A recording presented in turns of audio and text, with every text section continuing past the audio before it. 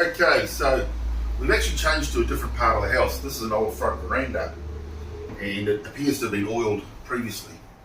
So it's sanding quite well.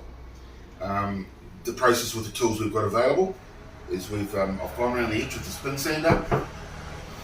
We're using the belt sander through the middle, and then I'll finish it off with the spin sander up and down the boards, and it polishes it off beautifully. So it's been hard work, it's just hot work, a bit dusty, but it's getting there. So, choice. All right.